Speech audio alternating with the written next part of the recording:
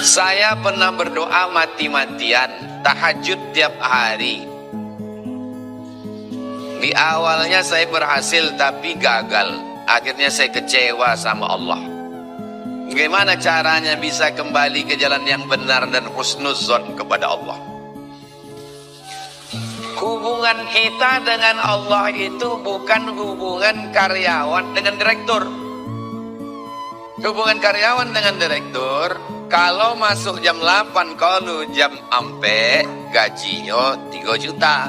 Kalau tambah lembur, 5 juta. Kalau kurang, komplain. Hubungan awak dengan Allah tidak begitu. Kalau ada orang, saya sholat Pak Ustadz, puasa Pak Ustadz, rezeki saya segini. Tetangga saya tak sholat, tak puasa, rezekinya kok lebih banyak. Berarti dia menyembah direktur, bukan menyembah Allah. Kalaulah banyak ibadah menyebabkan lebih baik, berarti Nabi Muhammad mestinya lebih kaya daripada Abu Lahab. Maka mestinya Fir'aun, Nabi Musa lebih berkuasa daripada Fir'aun.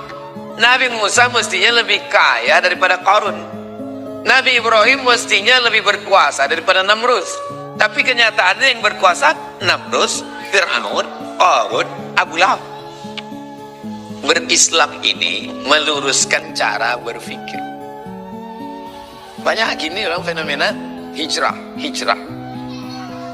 Hijrahnya pakaiannya hijrah, jangguinya hijrah, jubahnya hijrah, utaknya tinggal, nggak dibawanya hijrah. Sesudah hijrahnya komplain ke ustaz, saya sudah sholat, saya sudah begini kok begini. Hubungan kita dengan Allah itu dua.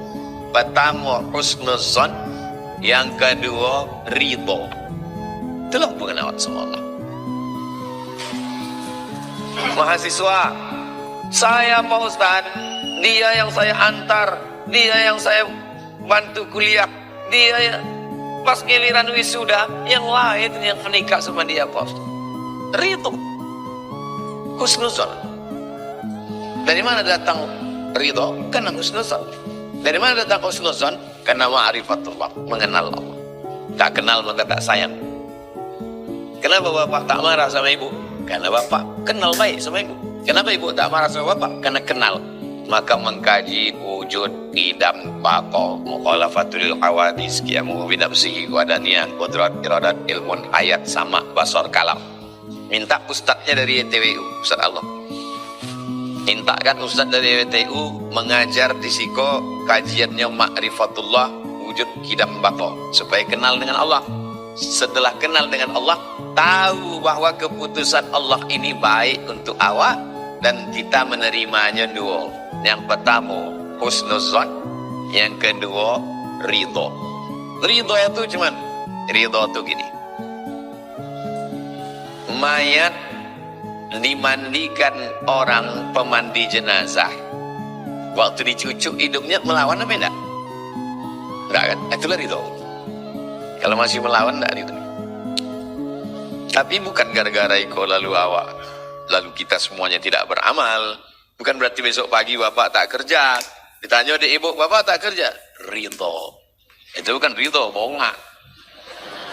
Ridho itu maksudnya kita bekerja, berusaha. Kalau sesuai keinginan awak dengan kenyataan, berarti Allah ingin awak bersyukur. Kalau tidak sesuai keinginan awak dengan kenyataan, berarti Allah ingin awak bersabar. Dua-duanya elok. Apa yang elok bagi awak bukan menurut kita. Yang elok bagi hamba bukan menurut saya, menurut Allah. Itulah makna inna sholati wa nusuki wa mahyaya wa mamati. Anak budak ketek 5 tahun minta pisau di dapur. Wah, minta pisau, minta pisau, minta pisau. Ibu kasih apa tidak? Tidak. Menurut anak itu dan elok pisau. Menurut ibu pisau pun tidak elok. Yang terjadi menurut anak atau menurut ibu? Menurut ibu. Bagi anak tak elok. Bagi menurut ibu elok. Elok dan tak elok itu menurut awak. Menurut Allah. Itu maka kita serahkan semua kepada Allah. Allahu Akbar. Kini banyak orang berdoa memaksa Allah. Ini punya rencana, dipaksanya Allah. Anak-anak muda ingin nikah, dipaksanya Allah. Ya Allah, hamba ingin nikah dengan ini.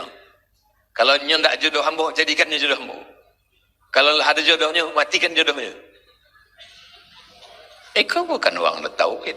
Hubungan awak dengan Allah bukan memaksa. Hubungan awak sama Allah bukan antara pejabat dengan ASN. Hubungan awak dengan Allah bukan antara direktur dengan karyawan. Hubungan awak dengan Allah itu husnuzan dan ridho. Setelah ikhtiar. Kalau tidak pakai ikhtiar, jabariyah namanya. Kalau tidak ada ikhtiar, qadariyah namanya.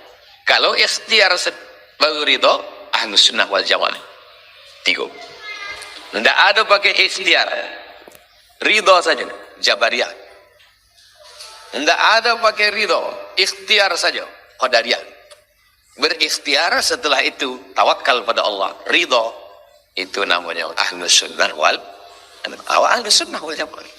Awak buat apa rencana awak, setelah itu awak serahkan pada Allah Subhanahu wa taala. Bagaimana cara kita sebagai remaja milenial membangun identitas diri di era globalisasi untuk menyesuaikan diri?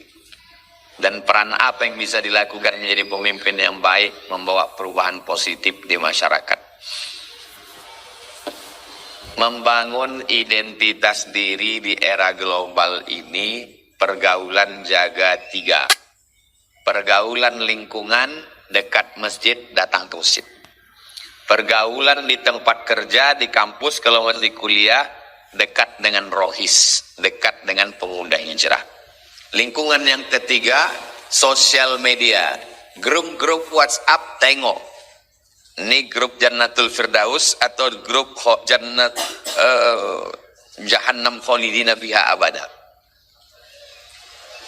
Grup SD, grup SMP, grup alumni, grup kekeluargaan, grup geng, grup yang membuat awak makin dekat dengan Allah atau makin jauh. Ini menyesuaikan ini. Bagaimana pemimpin bisa membawa positif di masyarakat?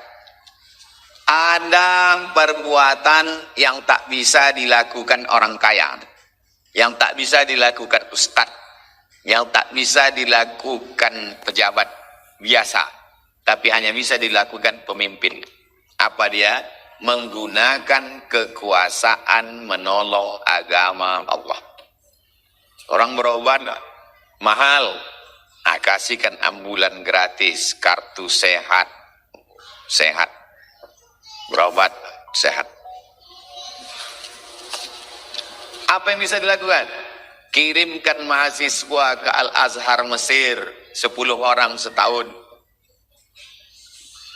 Setelah dia belajar di Mesir 4 tahun, balik, buatkan Islamic Center, TK, SD, SMP, SMA, sekolah tinggi agama Islam.